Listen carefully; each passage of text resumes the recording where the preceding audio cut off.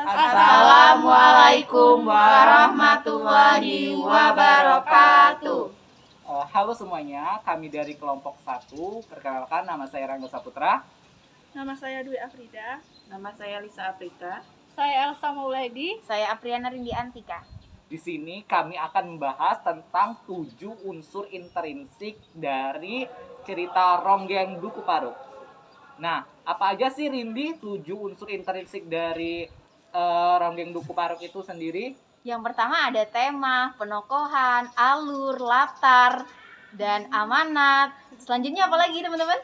Kemudian ada sudut pandang, ada apa lagi Gaya itunya? bahasa. Dan juga gaya bahasa. Nah, jadi ketujuh unsur intrinsik itu akan kami bahas ya dari cerita Ronggeng Duku Paruk. Nah guys, tadi udah dijelasin kan kalau unsur intrinsik itu ada 7. Dalam cerita Ronggeng Duku Paruk juga terdapat unsur intrinsik loh. Kita mulai dari tema ya. Oke, Rindi, coba jelasin apa sih tema dari Ronggeng Duku Paruk? Baik Rangga, jadi tema di dalam Ronggeng Duku Paruk ini membahas tentang kasih tak sampai, yang mana bercerita tentang harapan Serintil untuk dapat hidup bersama dengan Rasus. Namun, Rasus menolak ajakan Serintil untuk menikah dengan Serintil. Karena bagi Rasus, Ronggeng adalah milik masyarakat, maka akan sangat egois jika Rasus menikah dengan Serintil. Maka dari itu di akhir cerita Rasus pergi meninggalkan Duku Paruk dan Serintil serta orang tuanya dari Duku Paruk. Nah, kalau tadi kita udah bahas mengenai tema, bagaimana sekarang kalau kita bahas mengenai tokoh dan penokohan yang ada di dalam Ronggeng Duku Paruk? Baik Rangga, boleh dijelaskan? Oke, sekarang kita bahas tentang tokoh dan penokohannya. Nah, tokoh ini pakai H ya. Kalau tokoh tanpa H itu adalah warung atau kedai. Nah, tokoh itu sendiri merupakan pemeran di setiap sebuah cerita.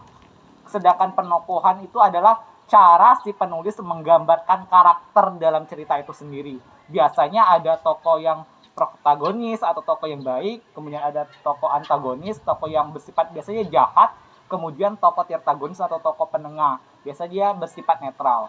Nah, dalam cerita Ronggeng Duku Paruk itu sendiri, kami akan mencontohkan 4 tokoh di dalam Ronggeng Duku Paruk, yaitu pertama Serintil dan juga Rasus sebagai tokoh utamanya ya Rindi. Iya, bener banget Rangga. Serintil dan juga Rasus, kemudian ada juga tokoh sampingnya yaitu Warta dan juga Darsun.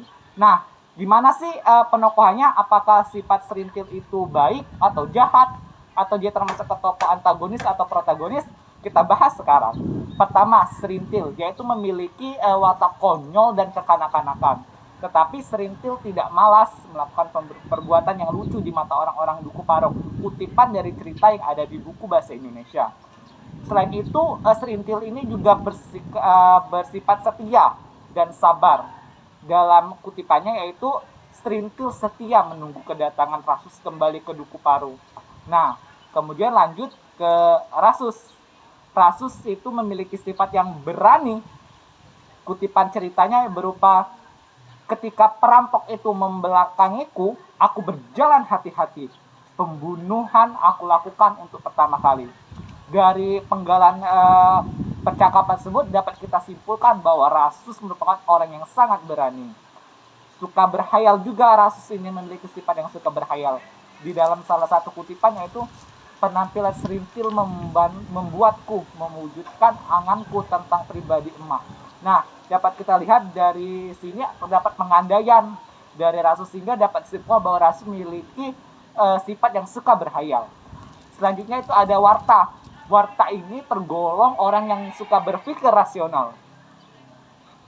Percuma hanya sebatang linggis dapat menembus tanah sekeras ini, ujar Warta. Nah, dari sana kita dapat simpulkan bahwa dengan percakapan ini, Warta ini memiliki sifat yang berpikir rasional. Kemudian Warta ini juga orang yang sangat jujur. Dari penggalan cerita yaitu, ya benar, engkau cantik sekali sekarang, ujar Warta. Nah, dari sini kita dapat melihat bagaimana kejujuran Warta itu sendiri. Yang terakhir adalah Darsun. Darsun ini sifatnya suka meremehkan. Nah, terdapat dalam salah satu penggalan percakapan yaitu, air, ejek Darsun. Di mana kau dapat menemukan air? Nah, dari sini kita dapat menyimpulkan bahwa Darsun ini suka meremehkan orang lain. Kemudian Darsun ini juga memiliki sifat yang pamrih, tidak tulus. Dapat kita lihat dari bukti penggalan berupa tidak, potong Darsun, kecuali engkau mau menari seperti ronggeng. Dari penggalan cerita ini sudah sangat jelas bahwa Darsun ini orang yang sangat pamrih. Nah, tadi merupakan penjelasan tentang tokoh dan penokohan. Kemudian kita akan lanjut ya. Tadi sudah saya jelaskan secara rinci tentang definisi tokoh dan penokohan, kemudian tokoh dan penokohan apa saja yang ada di Ronggeng Duku Paruk serta bukti-buktinya. Selanjutnya kita akan menjelaskan tentang latar. Nah, di latar kali ini akan dijelaskan oleh Dwi Afrida. Silakan Dwi Afrida jelaskan dulu apa sih itu latar dan ada latar apa saja sih di Ronggeng Duku Paruk itu sendiri. Baik, terima kasih Rangga. Latar itu dibagi menjadi 3, latar tempat, latar waktu, dan latar suasana.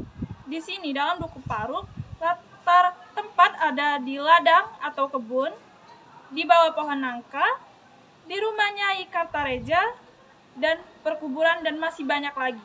Di sini saya akan membuktikan di perkuburan. Dalam kutipan, rombongan bergerak menuju perkuburan Duku Paruk. Kartareja berjalan paling depan membawa pedupan. Nah, di situ sudah ada kata perkuburan. Perkuburan itu termasuk ke dalam latar tempat. Selanjutnya yaitu tentang latar waktu. Latar waktu yang ada di dalam Ronggeng Duku Paruk ini yaitu sore hari, malam hari, dan pagi hari. Di sore hari yaitu dalam kutipan ketiganya patuh, ceria di bawah pohon nangka itu sampai matahari menyentuh garis cakrawala. Selanjutnya yaitu malam hari. Jadi pada malam yang bening itu tidak ada anak Duku Paruk yang keluar halaman. Dan yang terakhir yaitu ada waktu pagi hari. Menjelang fajar, tiba ku dengar burung si kakak mencecet di rumpuan aur di belakang rumah. Nah, itu termasuk latar waktu. Selanjutnya yaitu latar suasana. Suasana yang ada di dalam Ronggeng Duku Paruk yaitu ada 3. Tenang dan tentram. 2, ada gembira, bangga, dan bahagia. Dan yang terakhir yaitu yang 3, tegang dan genting. Dalam kutipan yang pertama yaitu tenang dan tentram, ada kutipan Kartareja merasa hawa dingin bertiup di kuduknya.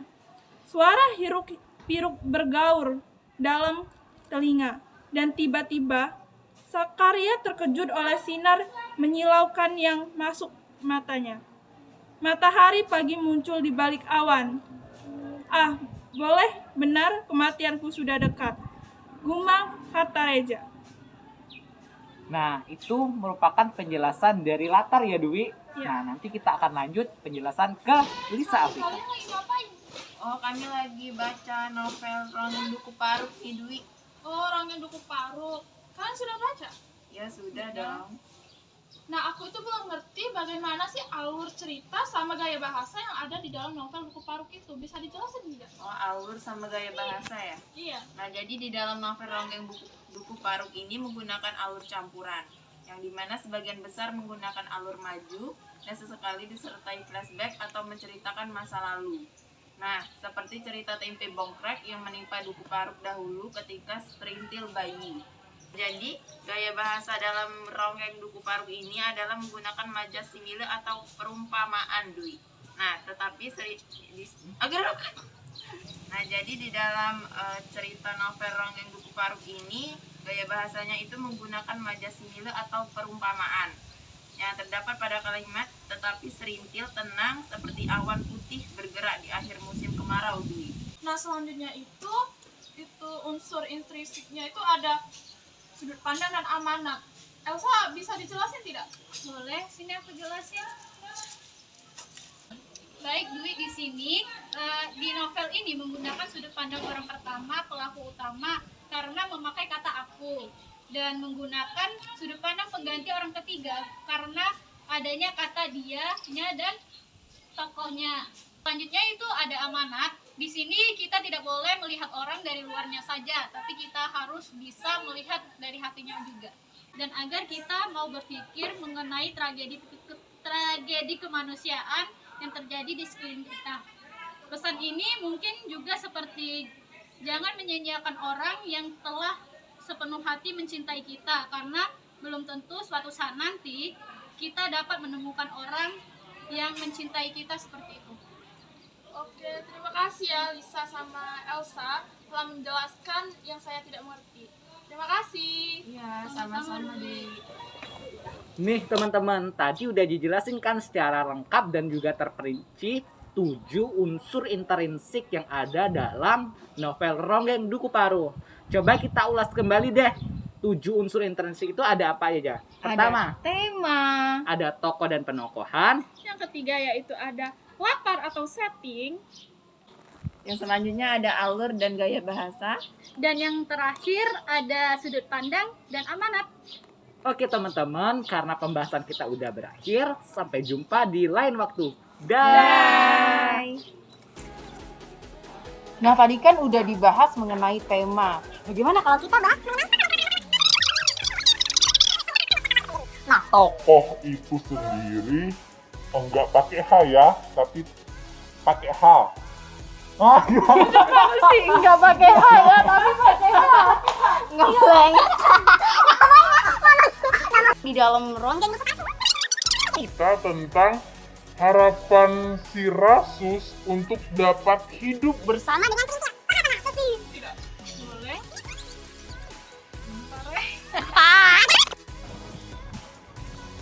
Aku udah masuk. Apa lagi?